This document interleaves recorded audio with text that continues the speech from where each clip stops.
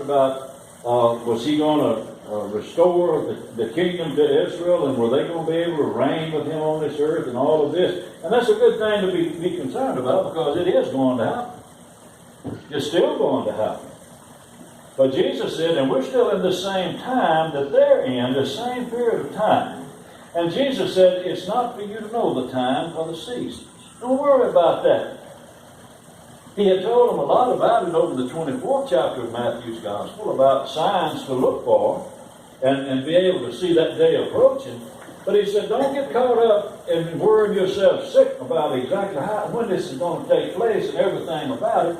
He said, my Father's put this in his own hands, and he knows when it's going to happen, and he'll do it when the time is right. But what you need to focus on, primarily what you focus on, is spreading evangelism all over this world. And it hasn't changed.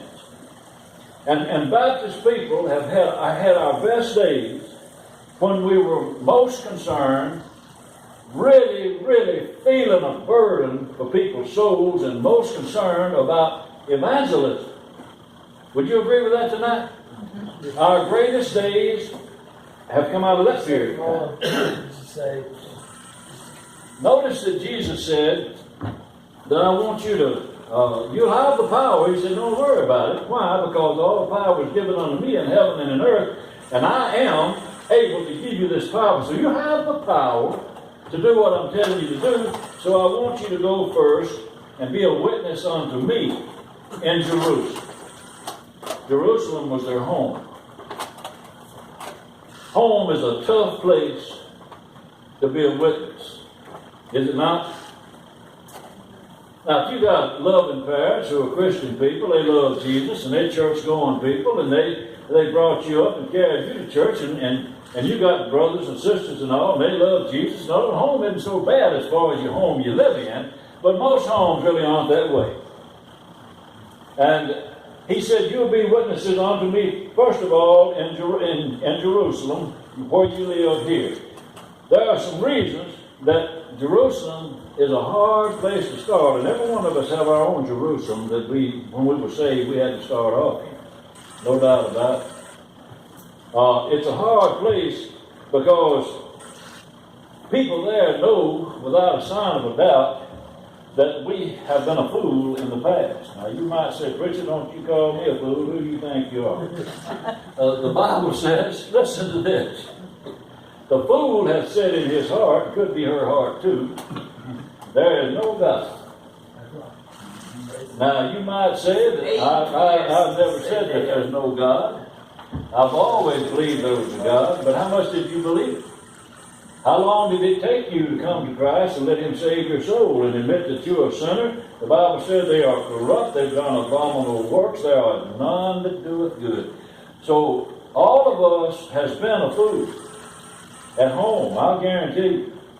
Because we may have said that we trusted Jesus, but we didn't live a life of serving Jesus and honoring Jesus the way that we should, and treating him like the great I am, the God that he is, with all power in heaven and in earth. And everybody I've seen in church has not lived that way. Y'all agree? So we've all been a fool, and when we have to start off at home, we might have said, and I'll say this again tonight, I probably said it here, I don't even know. But I don't believe there was ever a day in my life that I would have said that I didn't believe that there's a Jesus Christ. I always believed. And I'd have been upset if somebody tried to get me to say that I didn't believe it when I was at my lostest day in my life, if there's even a word. It would have made me mad. Because I've always believed. But I still was a fool. Because I didn't believe in him enough to love him and appreciate him for what he did for me, to where I served him and cared about his precious people that he died to save, and the rest of this poor lost world out there, the ungodly mess that it is, it needs to be saved. I don't care anything about this lost world. So yes, the fool has said in his heart, there is no God, and I was a fool at one time in my life. Ashamed of that. Hurts me bad, but that's exactly what it was. Have you ever been a fool? Hello? Yes. Yeah, we have. We sure have. And it's hard to talk to people where you live, where you have lived your life and grown up, and